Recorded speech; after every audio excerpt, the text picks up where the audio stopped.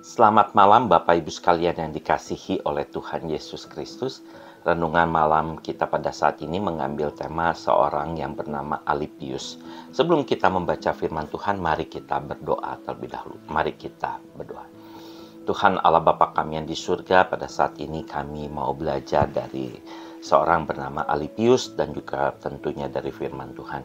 Biarlah firman Tuhan yang mengingatkan kami, mengubah hidup kami, sehingga kami dapat melakukan firman Tuhan di dalam kehidupan kami sehari-hari.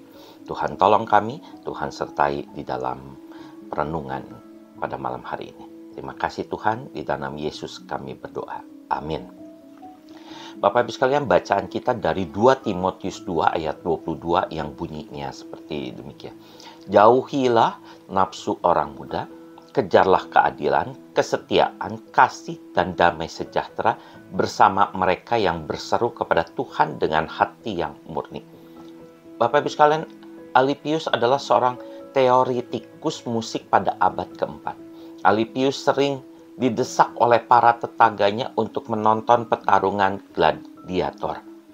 Tapi Alipius selalu menolaknya karena ia sangat benci terhadap kekejaman yang terjadi di dalam pertarungan yang biadab itu.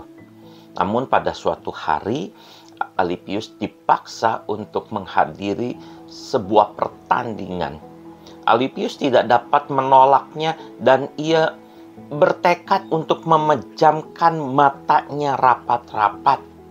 Namun ketika Alipius mendengar sebuah teriakan yang menyayat hatinya, ia terdorong untuk mengintip apa yang terjadi.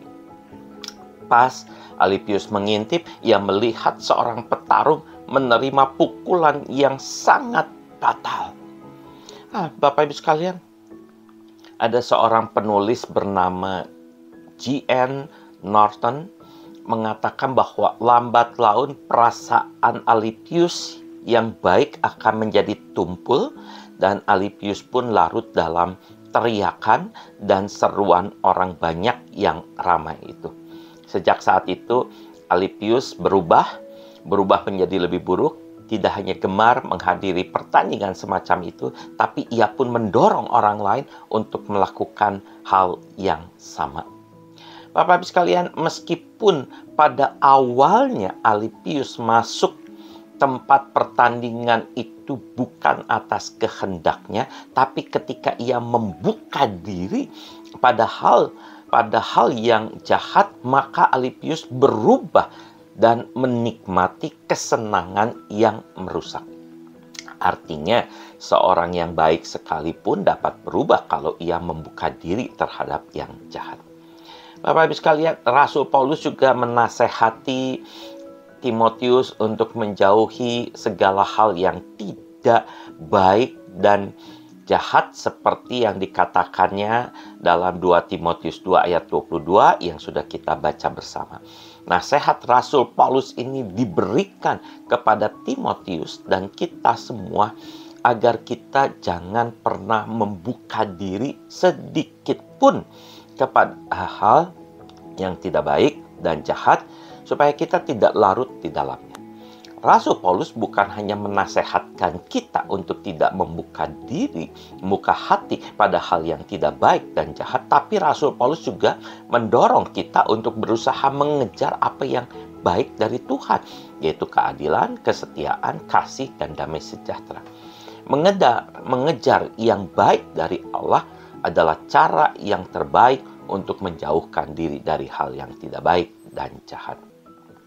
Bapak Ibu sekalian, ada sebuah pepatah yang tepat untuk hal ini adalah, karena nila setitik maka rusaklah susu sebelanga.